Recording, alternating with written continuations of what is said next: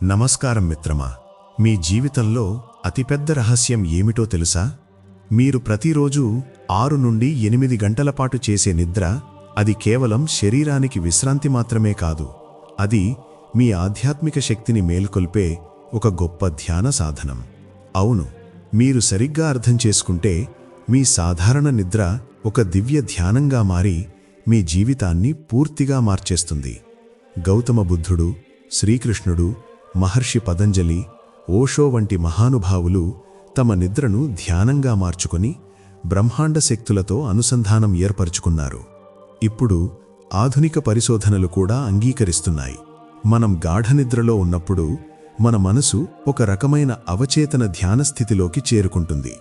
ఈ వీడియోలో మీరు మీ నిద్రను ధ్యానంగా మార్చి బ్రహ్మాండ సంకేతాలు మరియు అపరిమితమైన శాంతిని మీ జీవితంలోకి ఎలా ఆహ్వానించాలో నేర్చుకుంటారు. కానీ ఈ వీడియోను పూర్తిగా వినండి, అమలు చేయండి, లేకపోతే మీ జీవితంలో మార్పు రాదు. మరి ఆలస్యం చేయకుండా మొదలుపెడదాం. మొదటి దశ, మీ నిద్రకు ఒక గాఢమైన సంకల్పం, ఇంటెన్షన్ ఇవ్వడం.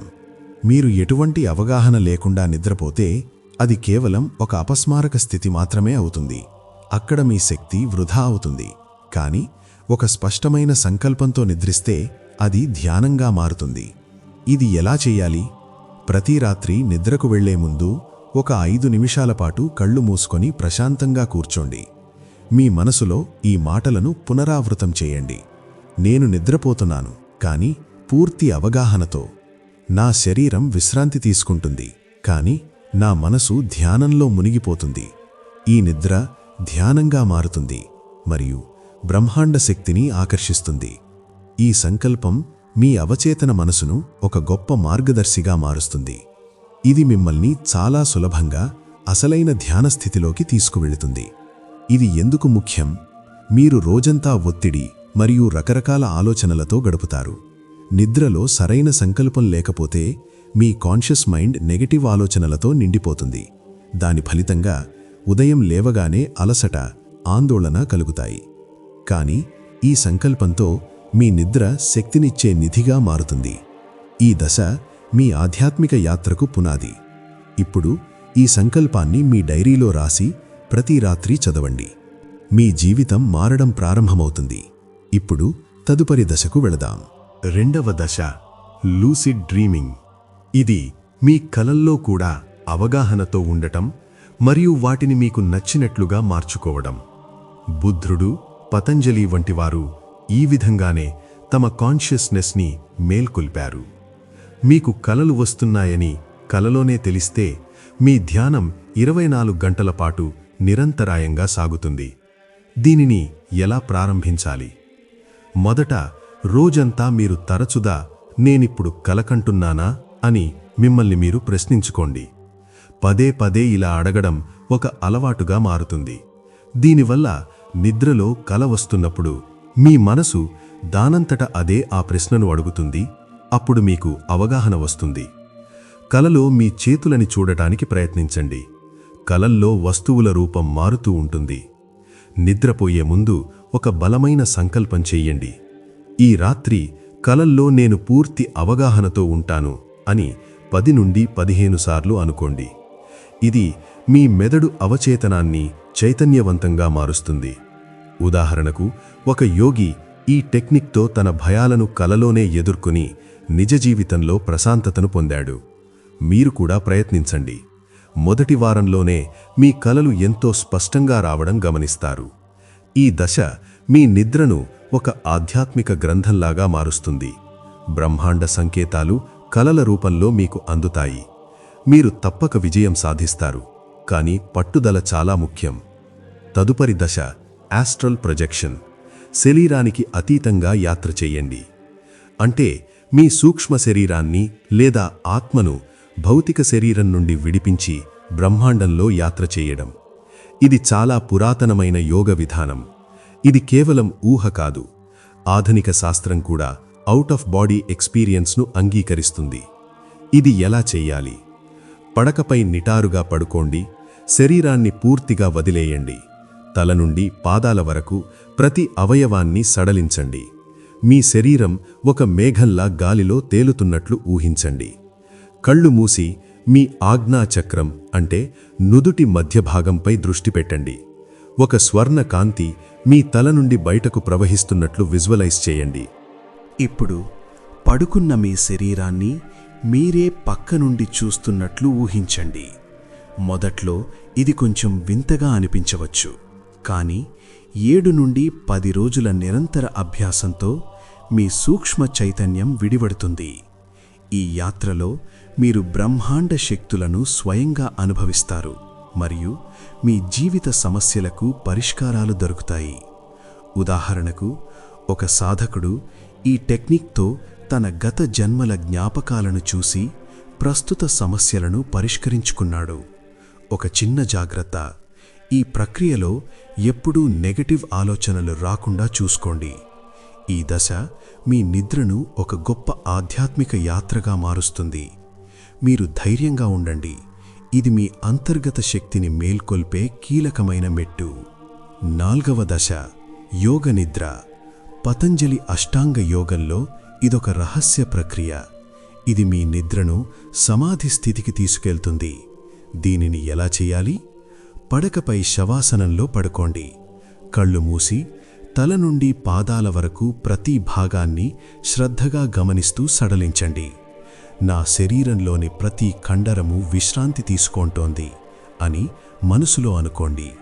తరువాత, నేను ఈ శరీరం కాదు, నేను కేవలం చైతన్యాన్ని అని పునరావృతం చేయండి.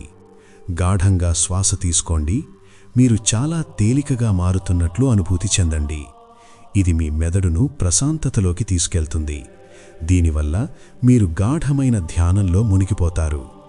ఉదాహరణకు, ఒక యోగా సాధకుడు ఈ టెక్నిక్తో తన ఒత్తిడిని 80% వరకు తగ్గించుకున్నాడు మరియు అతనికి ప్రతిరోజు సరికొత్త ఆలోచనలు రావడం మొదలయ్యాయి.